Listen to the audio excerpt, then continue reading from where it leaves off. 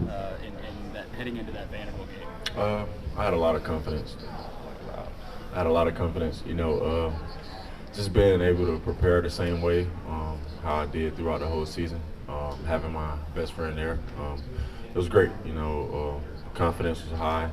My teammates believed in me well. My coaches believed in me well, so it felt great.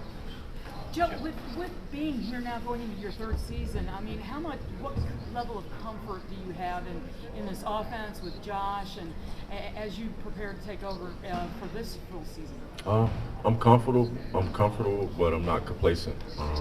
I've been in that way before. Throughout my early years of college, getting complacent, being comfortable where I was, and you see where that led me. So, me personally, I'm comfortable, but I'm not complacent. So, I'm willing to get better every day. Joe, there's a lot of hype around both you individually and the team. Obviously, first round buzz, Heisman buzz, all that. How do you yourself and the team as a whole keep your nose to the grindstone and kind of tune that stuff out? Nobody on the team sees it. If you see it on social media one day, then you see it. But you like it and keep going. It's just all words, to be honest, until everything has been shown. What's been the development of Squirrel White, just from your perspective, and how big of things can he accomplish this year? I feel like he got faster, to be honest. Yeah, I feel like he got faster, but just the development of the offense is great. He want to get better. Obviously, he's young, but at the same time, he want to get better. He practice like a pro. He go through meetings like a pro. If he don't know anything, he'll ask. So. Just on the receivers as a whole, adding in Bruin and Ramel too, Yeah. and anybody else going down there, just what are your thoughts of where that group is right now and coming up for fall camp? Those guys are ready. Fall camp is approaching. Those guys are ready. They go in it. They go in every day and they just attack it.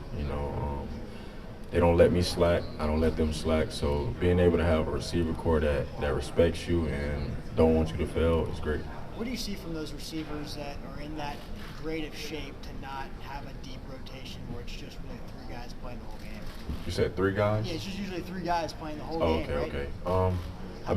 How well do they condition to get to do that? Oh, how well do we condition?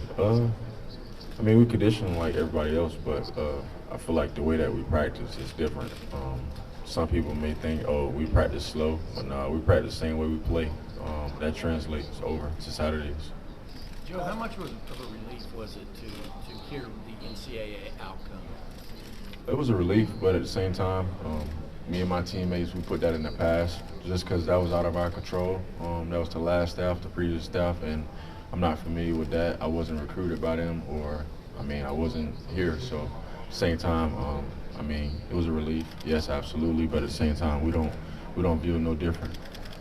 Josh, what part of your game do you improve the most on, Joe, in terms of short passes, intermediate? You get the strongest arm maybe in college football. Yeah, no maybe, but all of it. I feel like I can get better at everything. Just an opportunity to get better every day. So 1% better turns into 100%. So I feel like everything in my game that I could possibly improve on, I want to improve on. I have.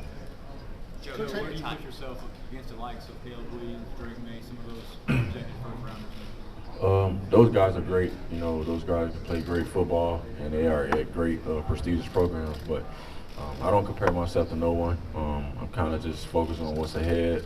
That's the first game against Virginia, and willing to take the team to a victory. So, just focusing on that and get my guys around the building just more confidence in themselves and just willing to build that bond and keep building that bond with my guys. Joe, you talk about the complacency maybe you felt early on. When is there a point in time where that morphed for you, where you went from going, okay, I was one way, now I'm different? Yeah, I think that's just as you get older as a man. I was 19 to 20 at Michigan, right? And now I'm 23. So, as a man, you see the mistakes you made in your previous life, and you just want to fix them. So, those things that I made in my life, and I just wanted to fix, so I fixed them.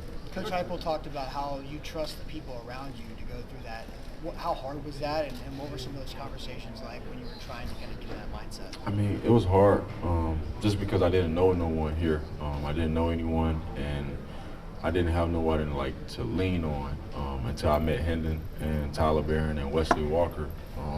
after I met them, you know, I was fine personally, just because the things I was facing, I can get off my chest. And also, Hendon went through the same things I went through before, so just being able to translate and talk about the problems we face is great. So who have we seen step up as a leader in that receiver room with all these guys? In the receiver room? Yeah, in the receiver room. Ramel and Brew. Those guys, I mean, those two guys are the oldest, right? So those guys took a big step up, just being on time, you know, seeing things different. If things not working correctly, they'll fix it. They're not shy no more. Like, me and Ramel went to New York, and it changed his whole perspective of life. Like, he talks more. That was the most I ever heard him talk in New York. So just being able to overcome that and being yourself, that's pretty much what we preach, is be yourself, you know. Don't let nobody change you. Don't change because people are around. Just be yourself. Alex Golesh left, Alex Golesh took a head coaching job right before the Orange Bowl. Still had a really good performance in the Orange Bowl. Is there going to be anything different with the offense on the field? And then has there been any kind of difference just kind of the lead up and the preparation and everything? No, this Coach Heupel's offense, so whatever he wants is going to get done that way. I don't see it no different being a change of offensive coordinators. I just feel like Coach Hodges, he's just a dude. And then he have the guys in the quarterback room with us, Mitch and, you know, Phillip. You know, those guys in the room with us, and they're willing to help no matter what. So just being able to be around those three guys every day is a blessing. You saw some hostile road atmospheres, you know, in the Big Ten. Your first road game this year is going to be in the Swamp. I'm just curious about looking forward to that, and then some of the, you know, road atmospheres that you're going to face and how you're going to handle it. I feel like the more you prepare and practice, the more the outside of the game, the noise and all that don't play a factor. Obviously, it get loud in the Swamp, you know, but at the same time, the more you prepare, and I mean, throughout that week, we'll have loudspeakers behind us, so we'll be able to translate everything and, you know, try to make it work. And you're a Florida kid. Are you going to have a little bit of a cheering section, or no? Are you going to have people? I'm going to have a cheerleader section every game. I think that's what my family does best, is support, you know.